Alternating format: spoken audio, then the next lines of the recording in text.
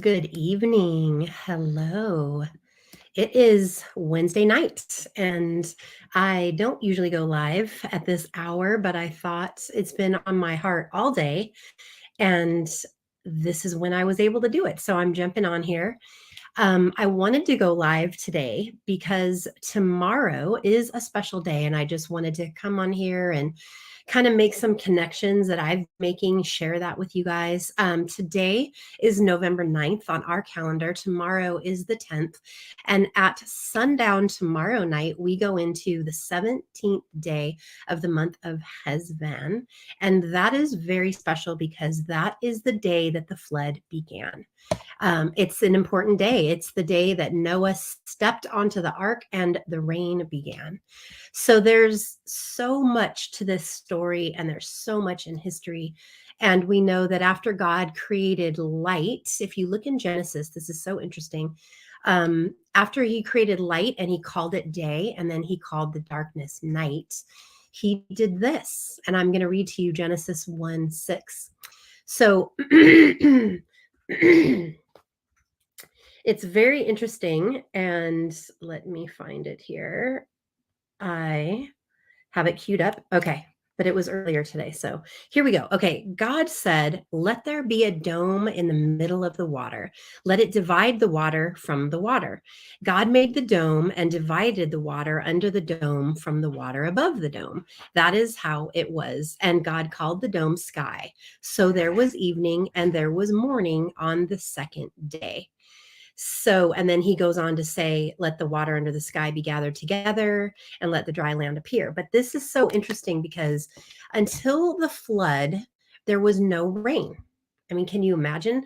They they already thought Noah was crazy, right? But can you imagine there was no rain the way we know rain?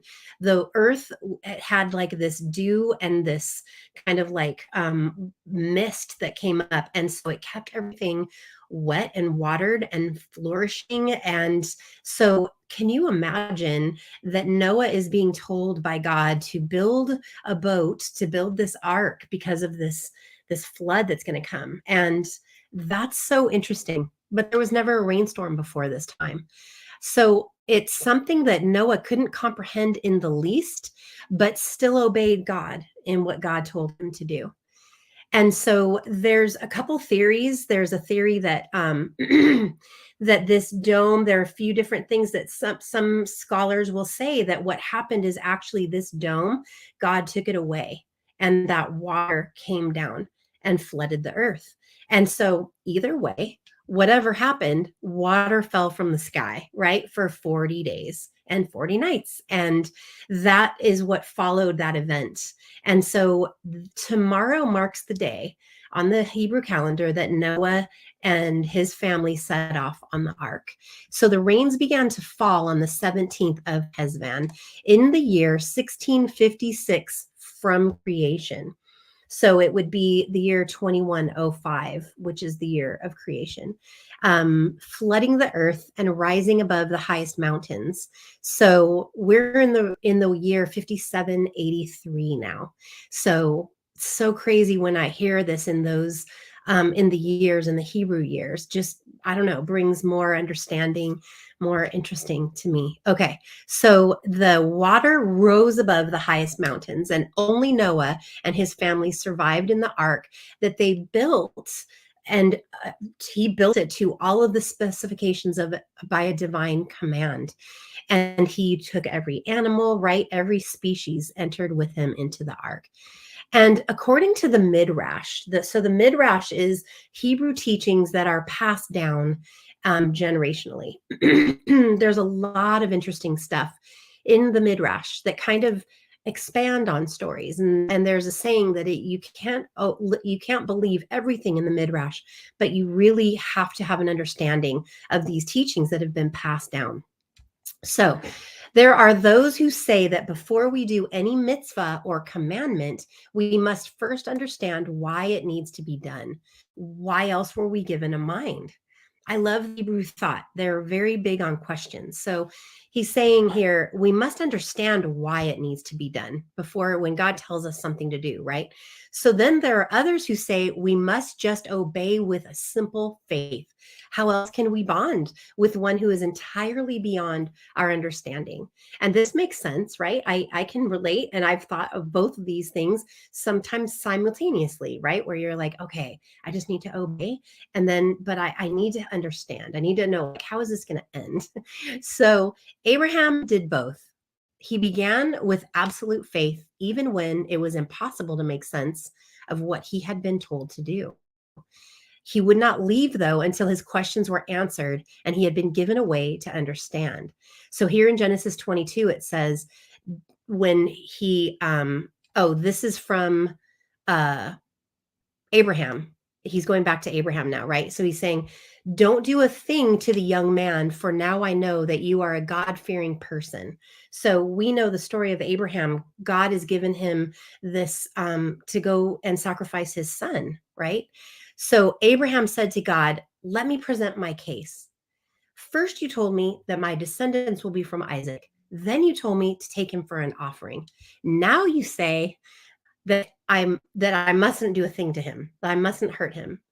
So doesn't this make sense though? Because matters that are beyond our understanding can never be fit neatly into human reason, but neither can they be left in conflict. And I really love that. They matters that are beyond our understanding can never be fit into human reason. Sometimes we can't make sense of the things that are happening or things that God is calling us to do.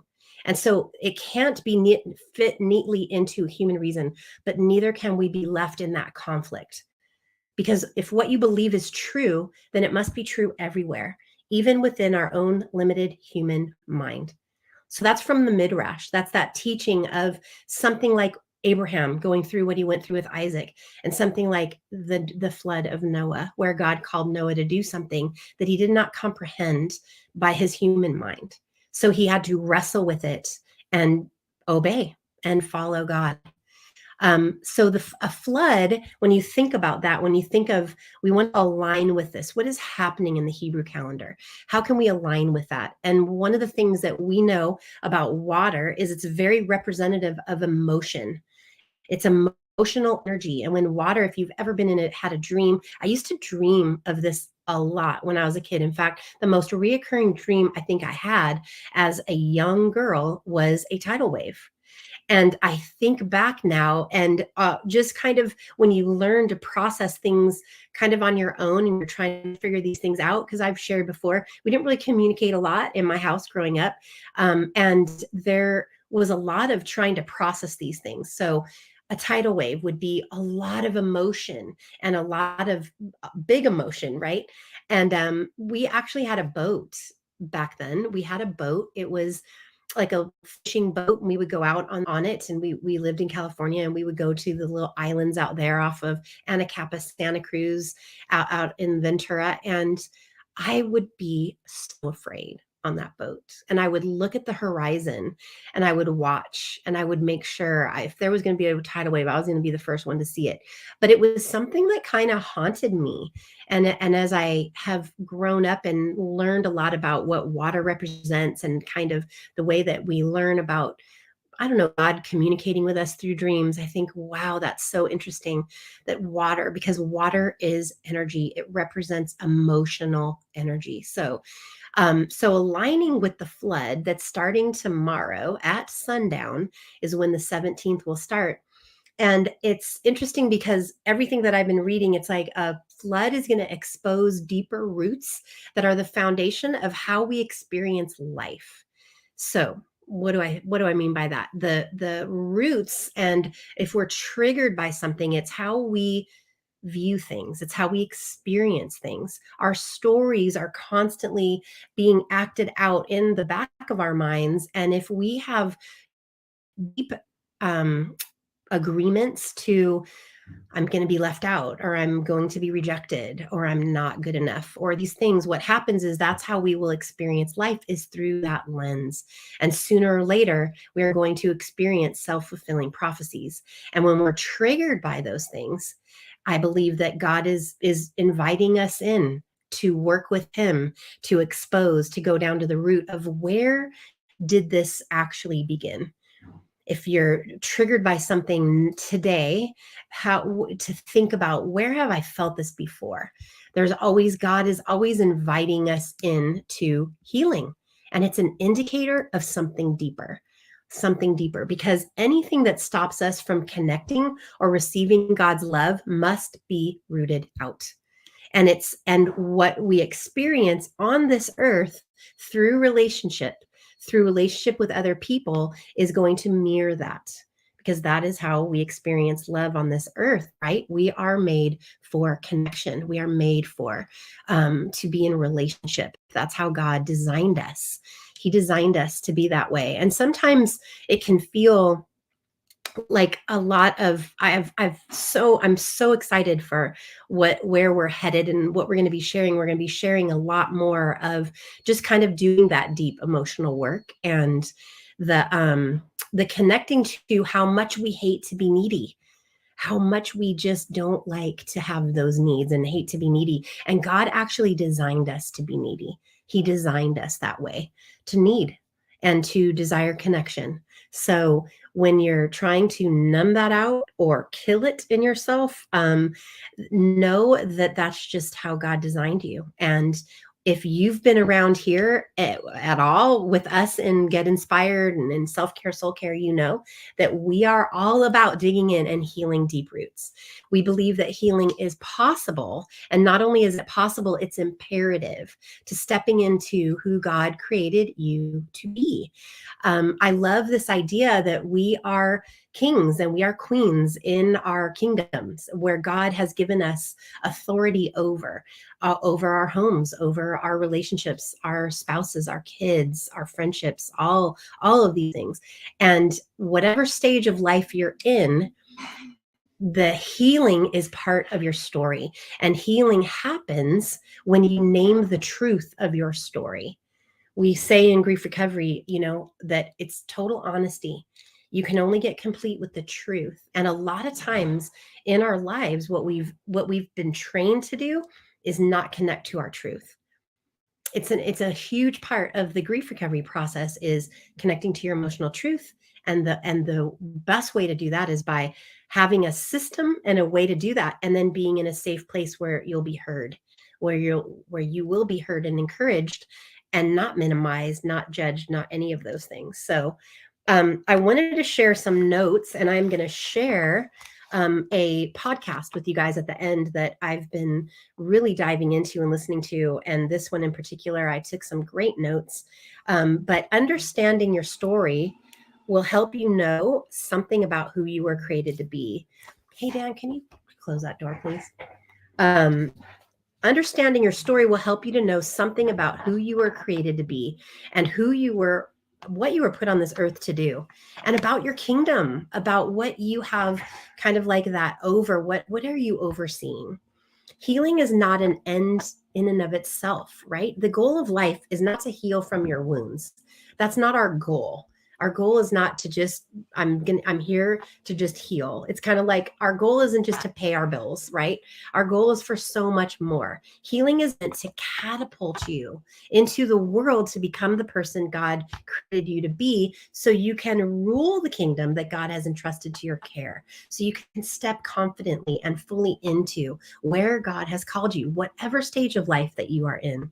So you cannot know what your kingdom is, what your calling is, what your purpose is, until you understand your story. There's so much there. And God is inviting you into maybe going back and maybe processing some of the things, some trauma, some pain, so that it will become evident what your kingdom is, what your purpose is. So the way the world works, we know that there's so much trauma and so much loss, right? And God takes what evil intended for harm and creates goodness and beauty and authority in and out of that harm. You will discover that as you really uncover deeper parts of your story. So Jesus states, only the truth will set you free. And it's in order for your brain, heart, soul to heal, you have to name the truth of your story. And there's deep woundings there. And there's a lot of different kind of takes on this, especially in the religious world or in church world. There's some that even teach like we just got to move forward. We've been healed, we can move forward. But there's so much about naming the truths of our story. So I love this. This has been brought to my attention recently, and this is so powerful. So in Jeremiah 6, it is brought forward and then it's repeated only 2 chapters later in Jeremiah 8. And it's where God is getting angry with the leaders of Israel for not taking seriously the wounds of the people. How incredible is that? So God says, prophets and priests alike all practice deceit. They dress the wound of my people as though it were not serious. Peace, peace, they say, when there is no peace. This is powerful. This is so powerful. And God is angry with the leaders of these people because they are treating the wounds of the people as though they're no big deal. Man, one of the things that we talk about over and over, and if you're in this group, you've probably done grief recovery or you've heard us talk about it so much, and we talk about the elements of it because one of the things we bring up over and over right from the get-go is that there is no judging, no minimizing, and no comparing of losses. And this is something that we have to untrain from our mind because it's a way that we've learned to intellectualize our emotions to survive, to keep going. And it's so dangerous and damaging. And here I love this because God is showing anger at these leaders who are not shepherding their people. They're actually minimizing their wounds. And God has a lot to say about that. And what is so sad is that what we do is we repeat this, and we do this to ourselves. Most of all, we repeat this we do repeat this every week in GR because we literally have to rewire our brains. Because when you have something that has been a survival technique, like immediately minimizing your feelings, oh, I'm feeling this, but immediately your mind is going to go, well, it's not as bad as fill in the blank, right? And maybe that's what you were taught growing up, and then you just have taken over and you minimize. And if you are minimizing and comparing your own wounds and heart, you're going to be doing that to other people because that's how you know to survive it, right? So this is so amazing. We are not going to minimize or judge or compare our experiences. And the beautiful thing is there is so much peace and freedom on the other side of that kind of humility and that kind of willingness to be honest. So in God's words right here in Jeremiah, it's heaping wounds upon wounds. That's what we do. And God is saying, we say, peace, peace. Come on. It was so long ago. How are you still dealing with that? It's God is saying, no, part of this processing is connecting, is being that safe place where we can actually process. So what happens when we just heap wounds upon wounds is it creates unresolved grief, which is active energy that lives inside and it has to go somewhere. Anxiety, depression, habits to numb that, right? Guilt and shame and the consequences of living a numbed out life. Not being able to connect with our spouse, with our kids, with our friends, with our roommates, even with our calling, with God, with where we are. There's a lot going on in our world today. There's a lot. The last couple years have been unprecedented and like nothing we've ever experienced before. As a collective, as a group, there is woundedness and there is hope deferred all the time. We are in that constantly, but what we want to do is rise up and not back down. And what God is calling us to do is to heal within, because healed people heal people. And that is generating that kind of light and that kind of community. And that's what we love. So we want to make sure that we're not living numbed out, because relationships, dreams, and destinies are thwarted when we do that. So we can listen to our bodies, and we're going to be delving into this a lot more, listening to our bodies, because our bodies are yelling out, it is not well with me. And we want to compassionately heal. So if we want to move into calling, if we want to move into where we're being called, then we have to be willing to heal, because there's something about, there's healing is equal to maturing. There's a maturation process that happens as we're healing. And what we want to do is stop recreating those similar cycles, right? And understand our purpose and understanding that. So I'm very excited because we've really been working hard to connect to some of the things that God has been calling us into. And I want to invite you guys into just plugging in weekly. We're going to be delving a lot more into the way that God heals mind, body, spirit. And I'm very excited because we're moving into the holidays. We're going to be talking about some of the ways that we can thrive during the holidays and really preparing for something we have never done before. We're going to be doing a one-day workshop in January that I'm super excited about. Our winter coaching is going to be different this season, and we've got a few things coming down the pike. But one thing for sure, and save the date for January 7th. We're going to be doing an all-day workshop. That's going to be our winter coaching. We're going to be going through a new Thrive Guide. We're going to be processing through the year. And what we've been doing these last couple years in our coaching is, how do we get complete with different experiences and different things so that we can embrace fully what's coming? And we've got a lot that we are adding in and that we are going to be doing. So that group is going to be amazing. And we're going to have breakouts. We're going to have partners. We're going to have different workshop style things that we're going to be doing. And I am super excited about it. We actually just finalized it today. So we're going to be doing that on January 7th. So keep an eye out. We'll be definitely putting some things out there for that. But for now, we're going to be delving in deeper and deeper into this idea of healing wounds, the possibility of that, of really understanding where God is calling you and how to do that, and really building up the community here where we're going to really be connected, especially over these next couple months going in through the holidays. So we love being a part of all this with you guys. So excited for, I can't wait to read all the things you guys are on here in the group, in the Self-Care Soul Care Sanctuary group, which I just love and can't wait to take you guys into all of this and get your feedback and really a deeper understanding. So have a beautiful and blessed night. Take some time tomorrow to align with, what is God bringing this flood into your life to bring to the surface? What roots is he wanting you to not take with you into this next year?